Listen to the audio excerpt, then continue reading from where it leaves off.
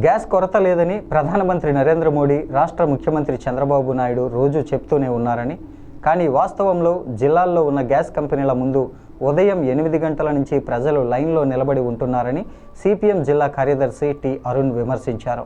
తూర్పుగోదావరి జిల్లాలో గ్యాస్ కొరతను నివారించాలని అరుణ్ డిమాండ్ చేశారు. జిల్లా అధికారులు, ప్రజాప్రతినిధులు జిల్లాలలో గ్యాస్ కొరత లేదని అంటున్నారు.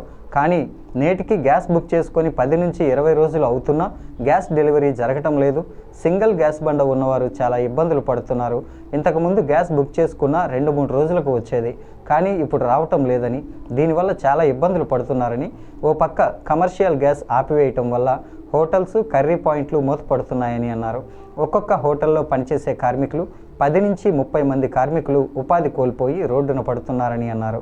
గ్యాస్ బ్లాక్ మార్కెట్లో ఒక గ్యాస్ సిలిండర్ 3,000 నుంచి 8,000 వరకు అమ్ముతున్నారని, దీన్ని వెంటనే అరికట్టాలని, జిల్లా అధికారులు తక్షణమే కట్టడి చేయాలని డిమాండ్ చేశారు.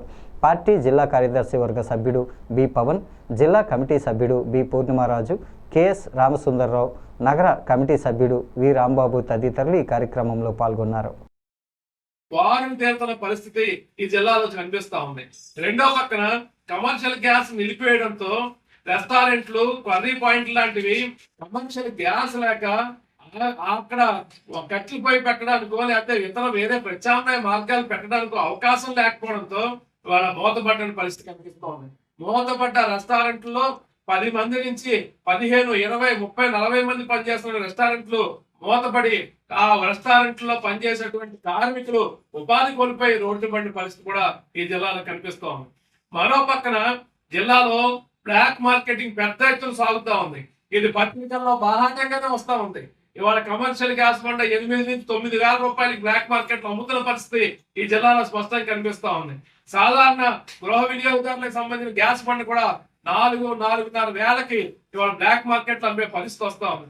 అందుకనే జిల్లాలో ఉన్నటువంటి ప్రజాప్రతినిధులు, ఎమ్మెల్యేలు పేరుకి మేము ఏదో గ్యాస్ ఏజెన్సీ దగ్గరికి వెళ్ళాం, పరిశీలన చేసామని చెప్పి వీడియోలు పెడతా ఉన్నారు. పెట్టాల్సిన వీడియోలు కాదు, మీరు అధికారులతో రివ్యూ సమావేశం ఏర్పాటు చేసి గ్యాస్ ఈ జిల్లాలో ఎప్పుడు ఎవరెవరు బుక్ చేశారు, ఆ బుక్ చేసిన వాళ్ళకి 10 రోజులు దాటిపోయినా రాని వాళ్ళు ఎవరున్నారు, వాళ్ళందరికీ తక్షణమే గ్యాస్ బండ్ సరఫరా చేయాలని డిమాండ్ చేస్తా ఉన్నాం. కమర్షియల్ గ్యాస్ బండ్ని సరఫరా చేయడం ద్వారా ఇవాళ మూతపడ్డ రెస్టారెంట్లని తెరిపించి ఉపాధి కోల్పోయిన కార్మికులకు తిరిగి ఉపాధి కల్పించాలని చెప్పని సిపిఎం పార్టీగా డిమాండ్ చేస్తాము.